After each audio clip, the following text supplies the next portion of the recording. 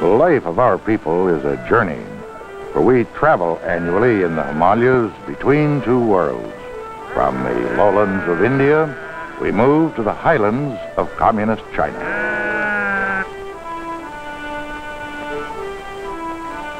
At the foot of the mountains, in the great markets of India, we buy rice, sugar, and precious grains. Over long and perilous trails, goats carry our products each year to the high markets of Tibet, where we barter for salt and wool.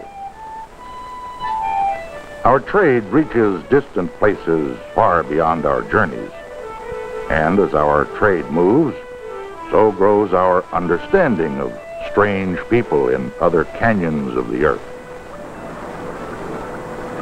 The moods of the Himalayas rule our lives.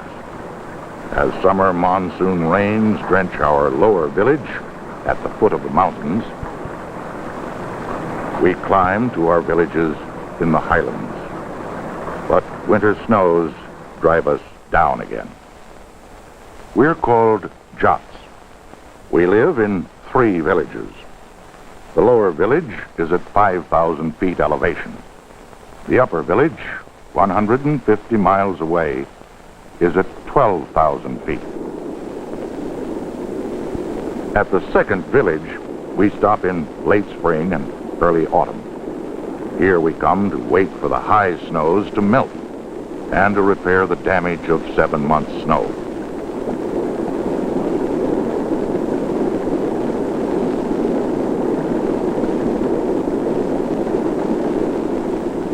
Though the communists took over Tibet some years ago, the pattern of our lives remains unchanged. Most of the time, we move about in these remote hills as we please. Even our children act as if big governments do not exist. Spring is the season for jacks, so younger daughters play with dried yak knuckles, or sometimes stones, until the spring work begins. However, an elder daughter's work does not wait for seasons.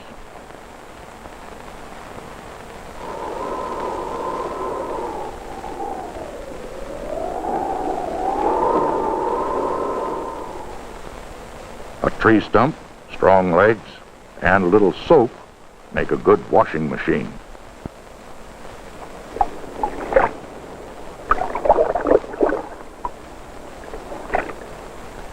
Mustard oil keeps fleas out of daughter's long hair.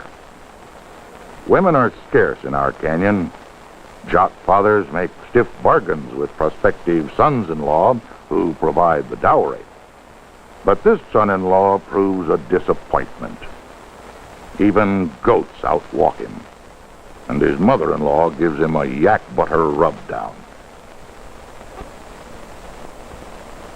Grandfather Jit Singh's life cycle of 90 years is now turning as fast as the Buddhist prayer wheel. Jats are strong believers in the nearest religion, but never overpester gods with their problems.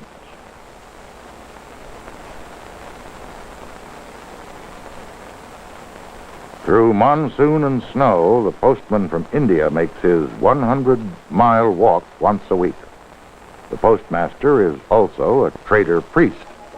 He keeps well informed on world affairs by opening and reading all letters.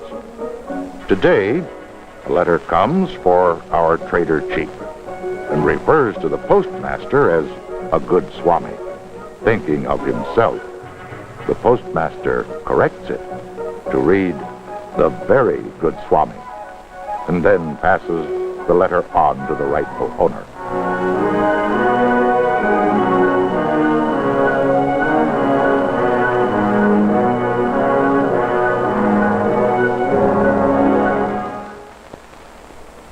Now, we must prepare products for barter in the upper village where we will soon go. On the hot sand, we cook barley and wheat for food on the journey.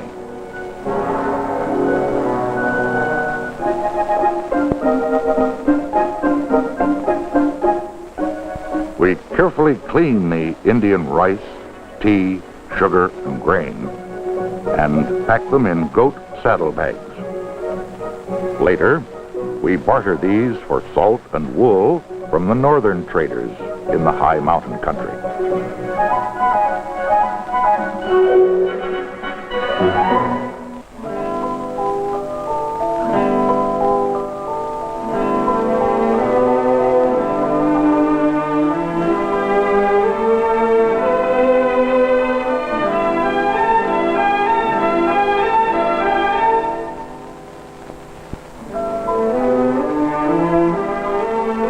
The snows begin to melt above, and there is spring in every trader's legs. Our caravans begin to leave the middle village to meet the northern traders halfway at the upper village. We gather our most precious possessions, and with the Buddhist priest, most of the 500 villagers begin the yearly ancestral journey. The journey will be long and difficult, over narrow trails and bridges which we ourselves have built. The pride of our men is in the strength and alertness of our goats.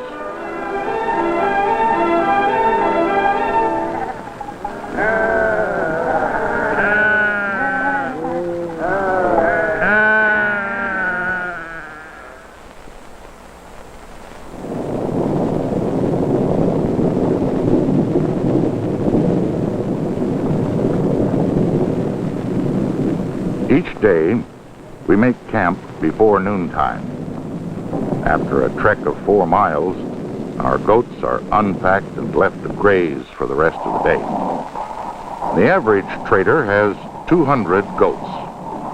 Each goat carries an 18-pound saddle. The homemade saddles must be well protected from the night weather, for they contain the entire year's valuable products.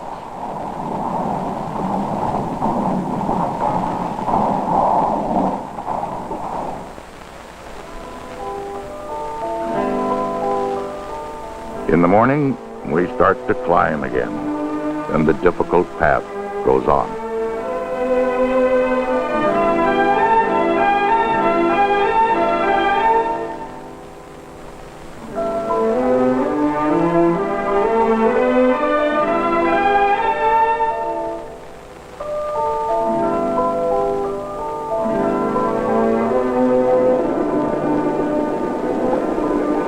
These mountains are claimed by both China and India.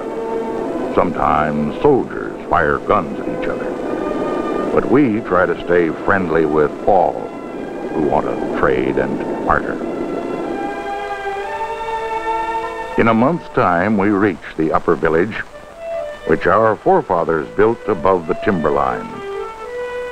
This is our native home in the bottom of a volcano, which legends say contained much fire when the earth was born. Our forefathers first came here when a new land across the seas called America was just being settled. For 8 months, our homes have been silent, snowbound, and empty. Now, with summer, we come to wait for trade.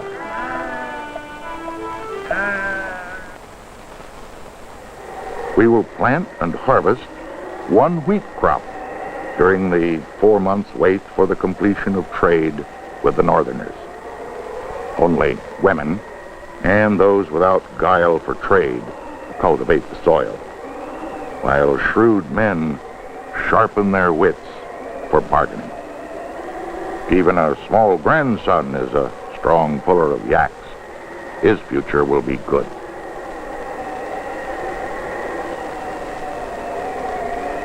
Not being shrewd enough for trade, the son-in-law levels the rocky soil with homemade implements.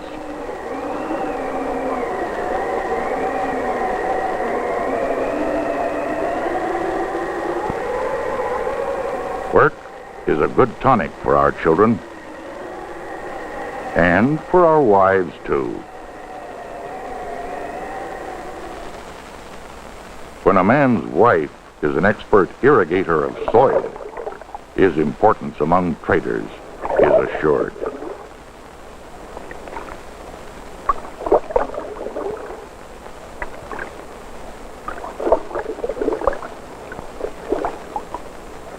Little grandson practices building bridges.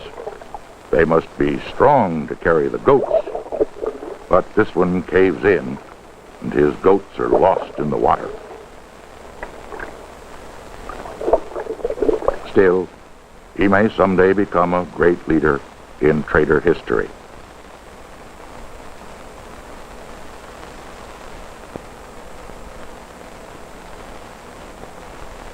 Learning is important to the future of our sons.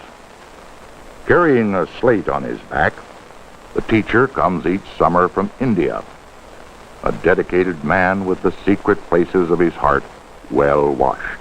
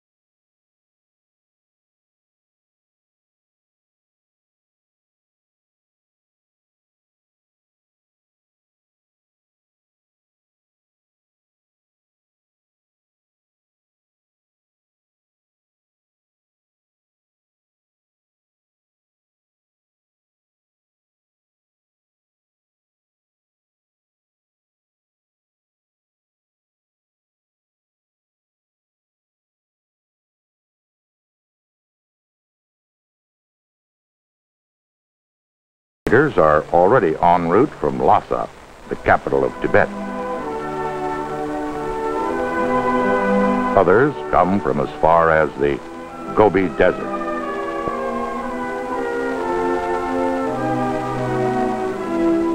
We wait at our upper village. We wait impatiently, and hopefully, we send advance scouts and erect Buddhist prayer flags. At last, our scouts report torrential streams where the northern traders are stranded at one of their clumsy bridges.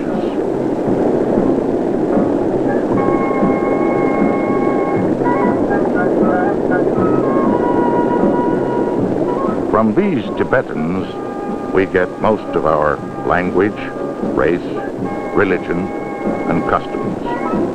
Also much sentiment, yak butter, and the names of women, but not the ability to build bridges.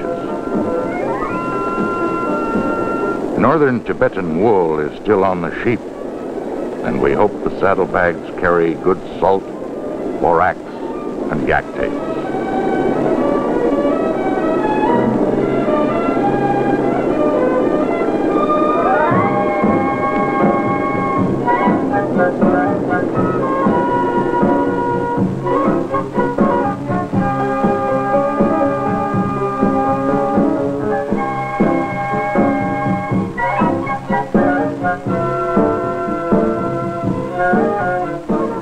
Northern traders finally arrive at the marketplace where the shrewd Jat heads have gathered to start the trading.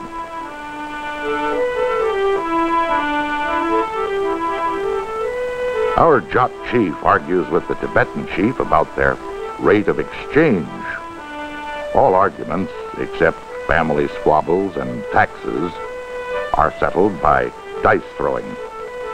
Money has no value here. We trade only by barter. Our chief decides which jot trader will exchange with which northerner. When arguing becomes heated, the dice are made comfortable on a leather pad, and the juggling begins with zest, for trading is in our blood. One northern trader considers himself a champion at warming up lopsided dice. But our jot chief is shrewd. He juggles fast with alternate Hindu prayers and yells in Hindi. Bartering becomes favorable to us. The northerners give jot traders 2 cups of salt for 1 cup of sugar.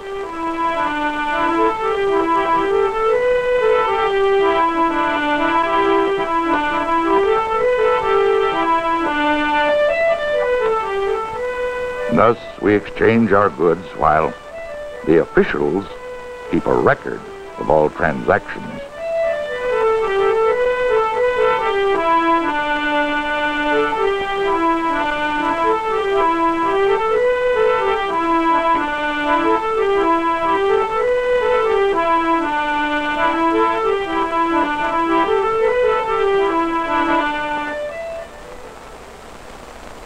In the early dawn, we begin to shear the northern sheep. Afterward, we cast dice for the largest wool pile. Some jots do a ragged job of shearing, and many of the northern sheep are humiliated and embarrassed.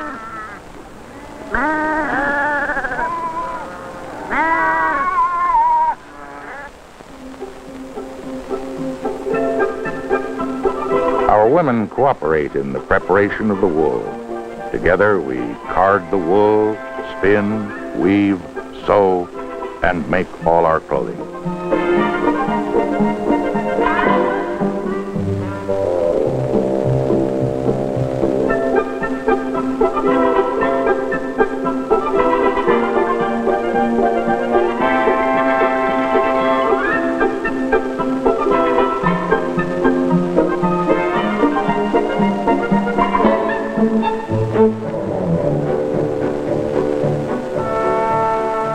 From childhood to old age, spinning is a part of our lives. Uncle is our most progressive trader. He owns the only spinning machine in our village.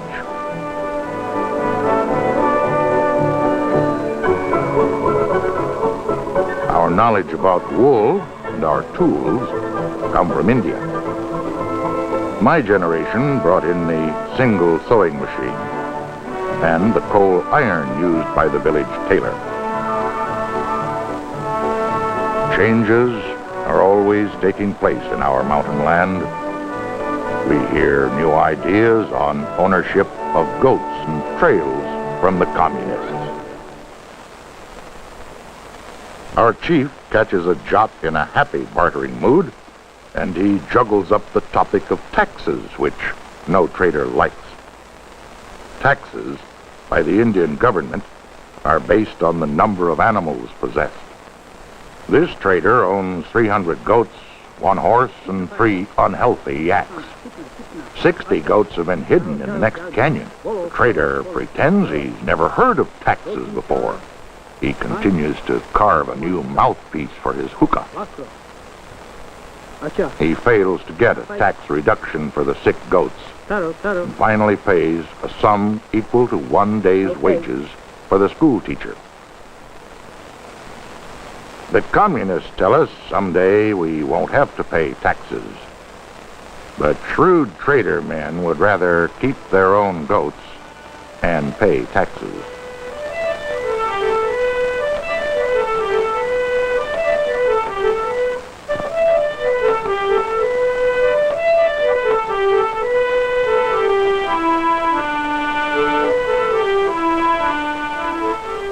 Before the northern traders leave, we celebrate the successful bartering with the Indian harmonium and violin.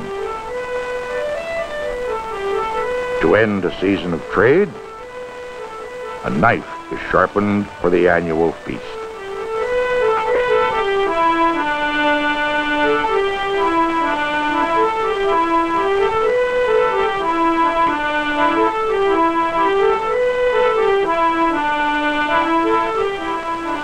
This sacrifice is the only act of violence among our happy and peaceful trader people.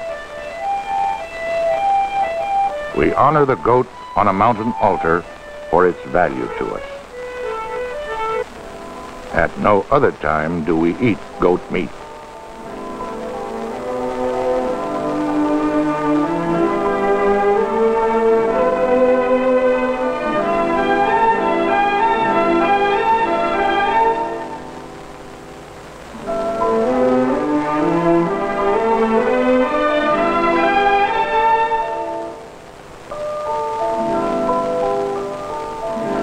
We hope that for generations to come, our children's children will walk on the mountain trails seeking trade and happiness. Now, drums hasten our return south before the sudden Himalayan darkness engulfs the mountain land, preventing our products from reaching other canyons of the earth.